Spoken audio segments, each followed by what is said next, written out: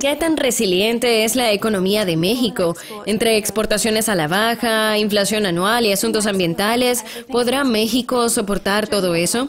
Mi invitado es Jonás Rama. Jonás, a principios de octubre, la tasa anual de inflación de México alcanzó un mínimo histórico, con poco impacto por el peso mucho más débil.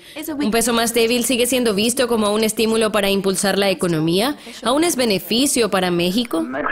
El año pasado, el peso mexicano cayó 20%, alcanzando un mínimo histórico, 17,34 por dólar en septiembre. Ese es el nivel más bajo desde 1993, así que eso fue algo nuevo para la economía mexicana.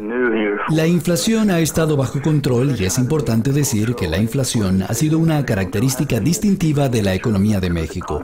Agustín Carstens, director del Banco de México, y su consejo son conocidos por ser uno de los bancos centrales de América Latina más ortodoxos económicamente. Lo que es interesante es que a pesar de que la tasa de inflación anual cayó por debajo de la tasa de 3% a principios de julio de este año, la tasa de inflación de 2,46% alcanzada a mediados de octubre de 2015 es la más baja desde 1968. Y un costo de préstamos de 3% desde junio de 2014, que también es un mínimo histórico, pero es un puente para impulsar el crecimiento económico. Vemos que la segunda economía más grande de América Latina sigue mostrando debilidad económica. La predicción de crecimiento de 2015 está en cerca de 2,3%, que representa un recorte de más de un punto porcentual en relación al inicio del año o diciembre de 2014. Lo que vemos es una falta generalizada de presión sobre los precios. La inflación cayendo a mínimos históricos. Incluso están cayendo los costos de servicios, las reformas y los impactos negativos, y el precio más bajo de la gasolina también se acentuó. En octubre, nuestro gobierno eliminó el descuento estacional de la electricidad. Todo eso, de hecho, tiene un impacto en la inflación y en el nivel más bajo de inflación. A excepción de los precios de bienes duraderos, no veo que el peso más débil tenga un efecto significativo sobre la inflación. De manera general, las acciones mexicanas deben obtener apoyo de la inflación anclada y de sus repercusiones, pues la economía de Estados Unidos está creciendo y recuperándose. Creo que el Banco de México debe tener expectativas de un peso aún más débil, lo que tendría un impacto positivo en la economía. En 2015, la economía de México debe someterse a un periodo de aceleración modesta. El año que viene, su rendimiento, sin duda, debe ser el mejor entre las economías de América Latina. Creo que el Banco de México puede ser paciente en relación a los aumentos futuros de tasas, ya que su tasa de inflación actual está por debajo de la volatilidad del peso mexicano.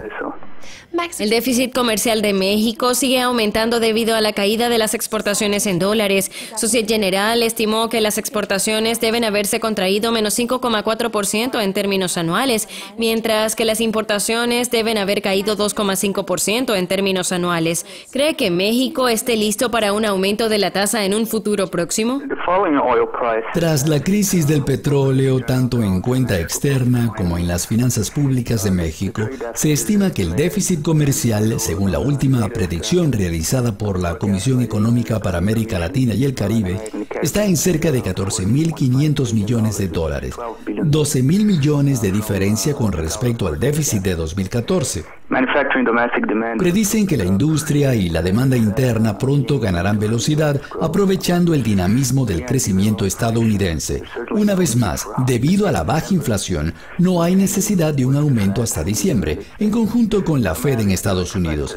Algunos analistas esperan un aumento máximo de 25 puntos básicos en el primer trimestre de 2016 y es actualmente un cronograma razonable. Sin embargo, no hay un movimiento económico para que la economía vuelva a crecer con alguna presión inflacionaria. Creo que en el corto plazo va a ser muy difícil que haya un aumento en las tasas de interés, por eso es posible que tengamos que esperar hasta el primer trimestre de 2016. El viernes pasado, el huracán Patricia atacó la costa de México. Se estimaron daños de 3.000 millones de dólares. ¿México tiene la capacidad de recuperarse de este tipo de eventos? Afortunadamente, lo peor no ocurrió, tal como indicaron las noticias. Creo que hoy día la economía mexicana tiene las condiciones y la capacidad de recuperación necesarias para hacer frente a los desastres naturales. La economía no puede tener el rendimiento que esperábamos, pero esto se debe principalmente a la combinación de factores externos y ciertas reformas internas que se necesitan.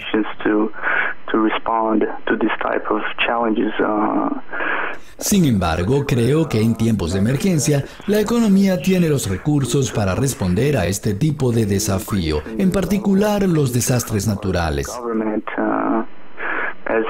Ciertamente veríamos un aumento en los niveles de gasto del gobierno en un intento por reparar el daño y sin duda veríamos cierta presión inflacionaria en el sector de la construcción.